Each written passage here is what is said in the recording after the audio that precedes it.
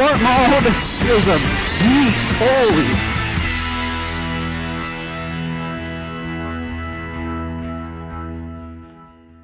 Alright guys, here we go. The coveted FZ-07.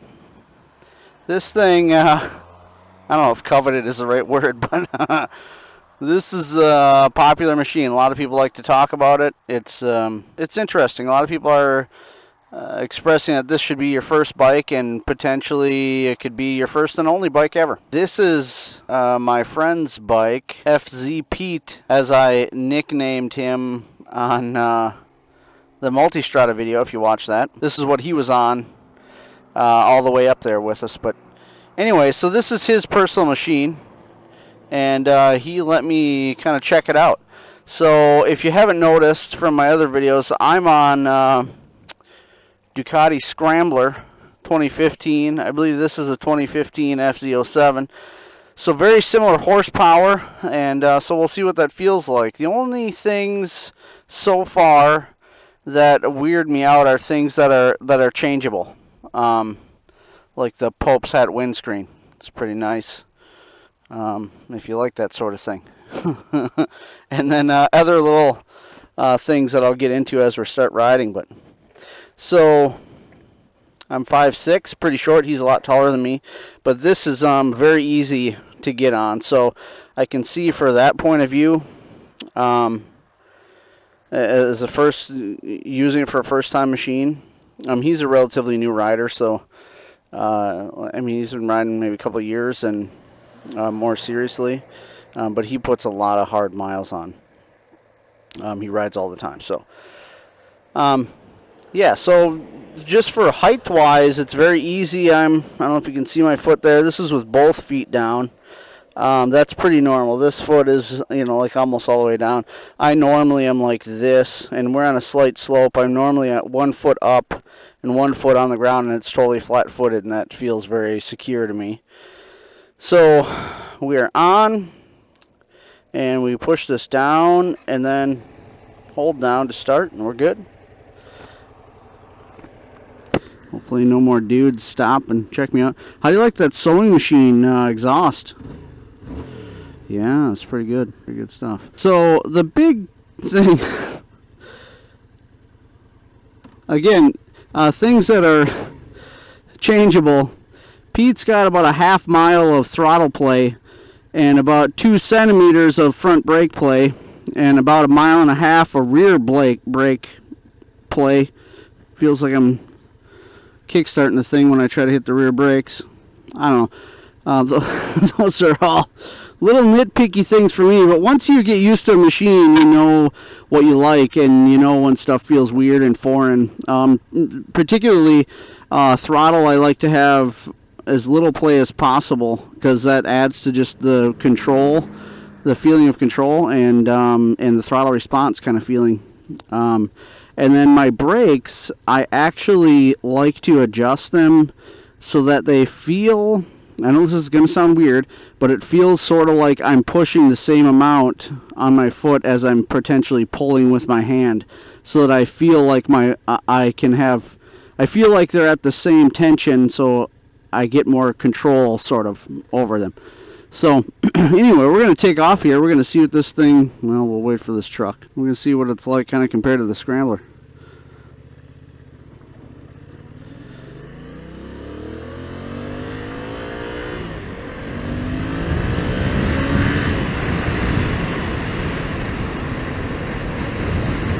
Well, it's gets up the speed nicely.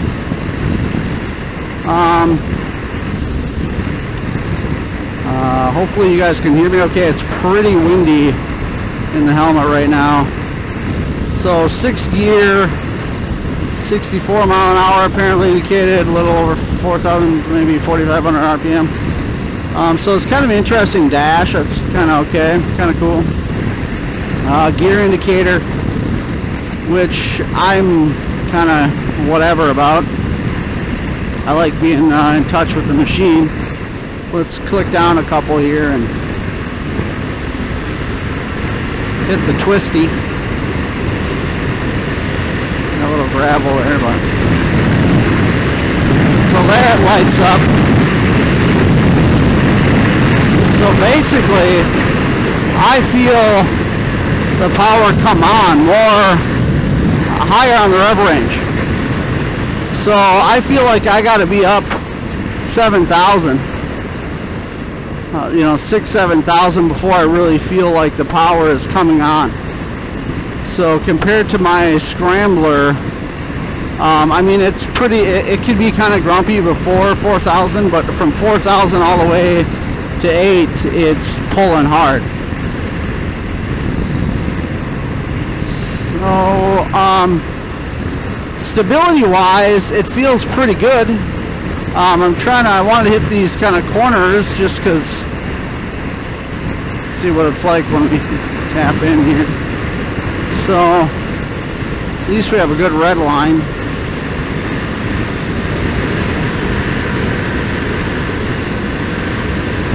I mean, we're doing a corner, 80 mile an hour, accelerating through it, 90.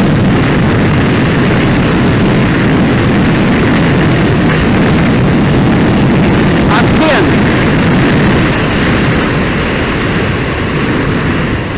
So it could be me, and I mean, that's pretty good though. Like my Scrambler will go up to 100 like that, and no real big deal.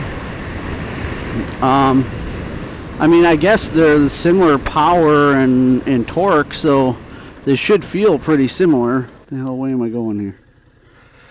Let's take a right. Let's see what's going on. See that? That's something I've done already.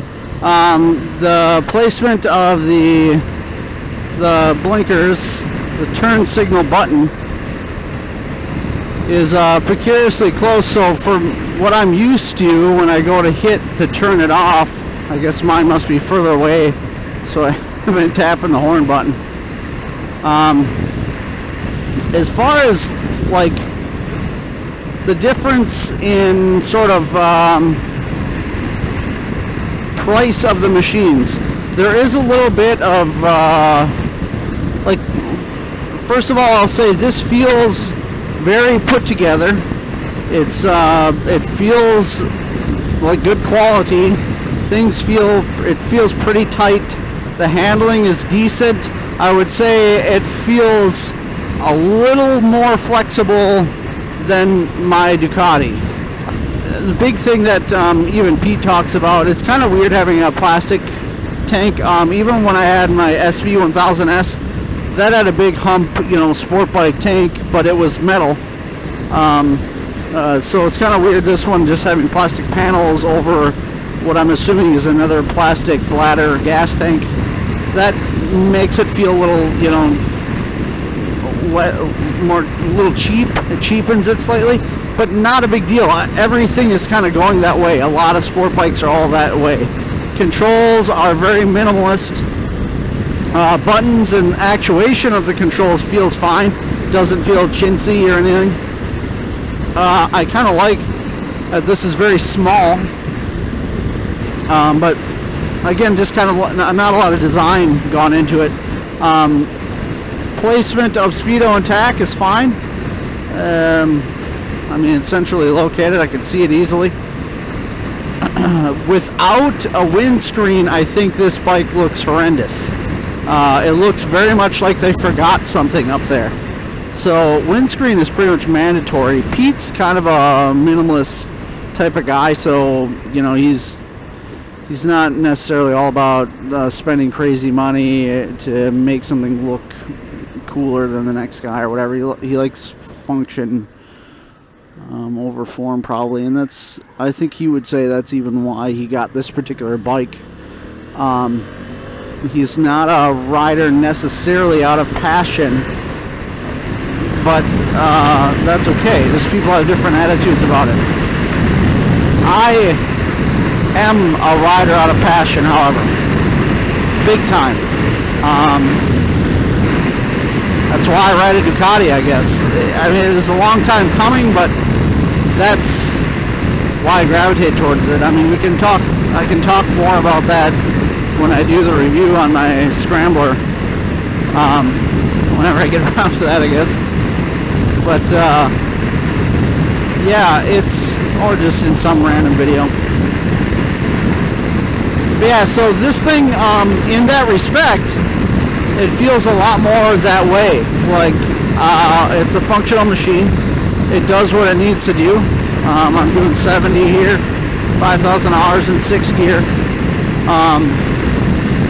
That's not bad. It's probably just an indicated 70. I got Chevy coming up on me, and I don't know, unless they're doing 80 or something. It says 80 on the window. They're probably doing it. So, but really, so I guess what I'm getting at, even in some of those corners, and when I hit this now, it feels, it's kind of jumpy, but it's it doesn't ignite a fire down below, if you know what I'm saying. It feels a lot more practical, which again is okay. It's all dependent upon your mindset and you know, how you like to ride and how you get your enjoyment out of riding. Kind of cool. It has this little eco deal if you're driving it nice and keeping a constant, you know, steady throttle. I guess it's a little indicator that you're doing so. You might be in a steady enough throttle range that you're gonna save some fuel. I guess that's cool. Temp indicator, that's kind of nice. Engine temp. Something it's not bad to keep an eye on. Something really cool, actually, having a fuel gauge. That's kind of cool to me. I've never had a bike with a fuel gauge, so it's always been just you're down to like the last gallon, so light comes on, you know, which is fine. I mean, it's something I'm totally used to and really isn't a big deal, but fuel gauge is kind of cool.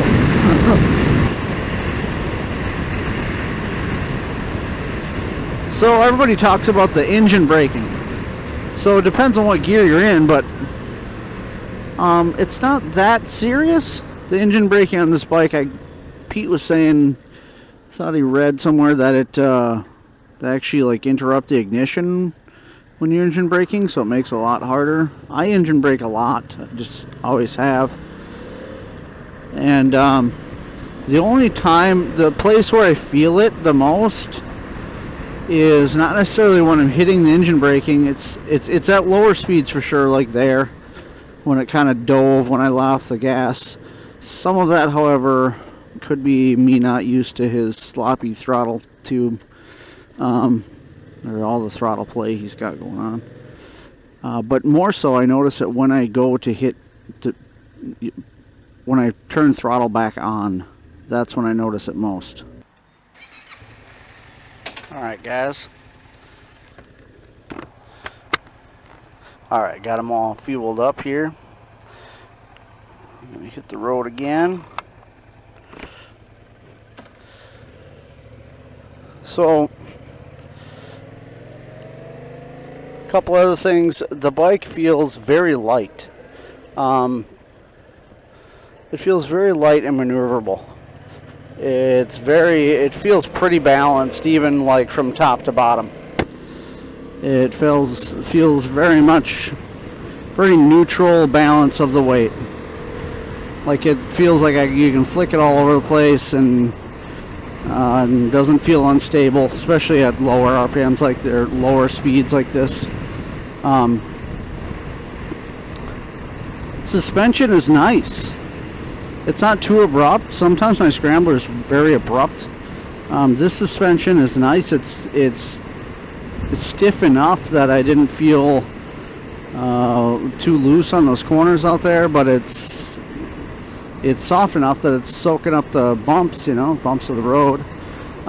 Seating position is pretty decent. I'm at a slight angle forward. The bars feel a little narrow from what I'm used to, but very neutral kind of feeling to me. So the slight lean forward is kind of nice when you're bucking a lot of wind. The seat itself is very decent. I mean, it's just kind of a flat, plain seat, but it feels comfortable. The only strange thing for me is it feels like the sweet spot is actually more forward, like that I have to really be humping the tank to get my butt in the sweet spot of the seat. So that's, you know, long trips, I don't know how that is, but of course we've been on long trips and Pete doesn't complain at all. So last fall I rode a Triumph Street Triple and had a very similar seat on it, and man, that, I can tell you, my ass was aching from the Ducati all the way up to the dealership, and then when I was riding that thing, it was like a relief, big time. So these seats that don't look like they'd be very comfortable usually end up being pretty comfy. It's not really necessarily about having a pillow to sit on all the time. It's kind of about how it supports your weight. So yeah, all in all, guys, I would say FZ-07 is it's a good bike. If we're talking about a full-on starter bike, yes, it could be good. The throttle response, it's good that it comes on the way it does. It's not immediate like the Scrambler. That thing feels very punchy. This thing feels like smooth, and it just comes on, and then it doesn't start really feeling like it's pulling until higher in the revs. That's how it feels to me. So you can ride it very easily on all lower R's. So I mean, I'm 4,000 here, and I mean that pulls. Don't get me wrong. It's not like it's a dog, but it doesn't feel snatchy like you're gonna, if you accidentally hit it like that. It's not gonna be unexpected and make you feel like, oh crap, you know, what do I do? Where am I going? Or you know, it's not going to launch you too quick. As far as being fully a first-time bike, I have differing opinions, and I'll probably talk about that in another video. But I guess if you could buy one a few years old and for cheap, I don't know what the hell this guy's doing. Fuck is going on, man? Drive in the street or drive on the sidewalk? Choose one. If you could find one cheap, I guess, and used or whatever, decent shape, then maybe go for it. It feels like it would be really good with low speed handling. We'll check it out here. So that guy's not turning, so we're just gonna putz it around. So low speed here. I'm doing 5 miles an hour, and I'm just letting the clutch out. Yeah, I mean, that feels totally stable. I guess I don't want to make this person all uncomfortable. Here I am doing figure eights in the middle of the road. That's what I like to do. So yeah, even braking on slowing, it doesn't feel weird. It probably just feels weird to everybody else that's watching me. Yeah, and that's all, like, feet were on pegs the whole time, so there's a dude on a bicycle right there probably going, what in the fuck? If you're more about practicality and less about passion, this is an excellent bike for you. Good machine for the price, that's for sure. But I got things to do, guys, so I'll catch you later. Two-wheeled ton. Check me out on Instagram. And be sure to like and subscribe.